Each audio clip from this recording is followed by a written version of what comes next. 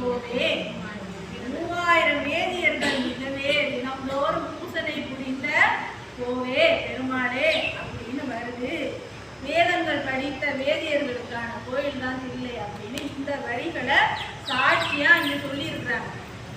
அப்ப அந்த நீதிபதி சரி இது மாதிரி ஒரு பாடல்ல வந்திருக்கு, இந்த பிள்ளையானது வேதியர்களுக்கு சொல்லி அந்த நீதி வழங்கிட்டாங்க.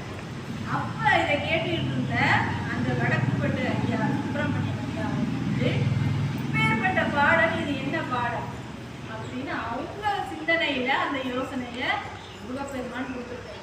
எல்லாராலையும் எல்லாத்தையும் கொடுக்க முடியாது. அவர் வந்து நான் வந்து இந்த புத்தகம் வந்து இந்த தொகுக்கிற வேலையில ஈடுபடும் போது நிறைய நேரம் அந்த ஐயாவை நினைச்சேன். ஏற்கனவே எழுதி வச்சது, ஏற்கனவே பாடி வச்சது, ஏற்கனவே தொகுத்து வச்சது, இதையெல்லாம் சேர்த்து ஒரு 2 மாசம் நம்ம அந்த பணி புரிஞ்சதையே நம்ம தைத்தியம் ஒவ்வொரு நாளும் அவங்க போயிருக்காங்க, ஊரா போயிருக்காங்க. இந்த திருக்குறள் ஏடு அப்பெல்லாம் வந்து ஓலைச்சுவடியில தான் இருக்கும். அந்த ஓலைச்சுவடியை தேடி தேடி தேடி தேடி ஒவ்வொரு ஊரா போய் இந்த பாடல்கள் எல்லாம் ஒவ்வொருத்தவங்கள்ட்ட ரம்யாட்ட போனேன்னா அவங்கள்ட்ட கேட்கணும்னு சொல்லுவாங்கல்ல, அது மாதிரி ஒவ்வொரு ஊரா ஒவ்வொருத்தவங்க காமிச்சிருக்காங்க. அந்த ஐயா எல்லா ஊர்களுக்கும் கொண்டு ஒவ்வொரு ஓலைச்சுவடிகளாக எடுத்து வந்து அவங்க வந்து வச்சிருக்காங்க. அவங்களுடைய பிள்ளை தணிகைமணி செங்கல்வராயர் அவங்களுடைய மக்களார்.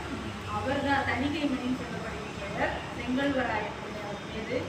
அவர் தான் இந்த திருப்புகழை தொகுத்திருக்காரு. அதுக்கப்புறம் எல்லா பாடல்களையும் இந்த சங்கத்தோடையும் பாடுகின்ற முறையிலையும் இந்த பாடல்களை பூரா தலைவாரியாக தொகுத்த மிகப்பெரிய பணியை வந்து செய்தவர் தணிகைமணி அப்படிங்கிற செங்கல்வராயர். அவங்க அந்த ஐயாவும் இந்த செங்கல்வராயர் பிள்ளை ஐயாவும் இல்லைன்னா இன்னைக்கு நமக்கு இந்த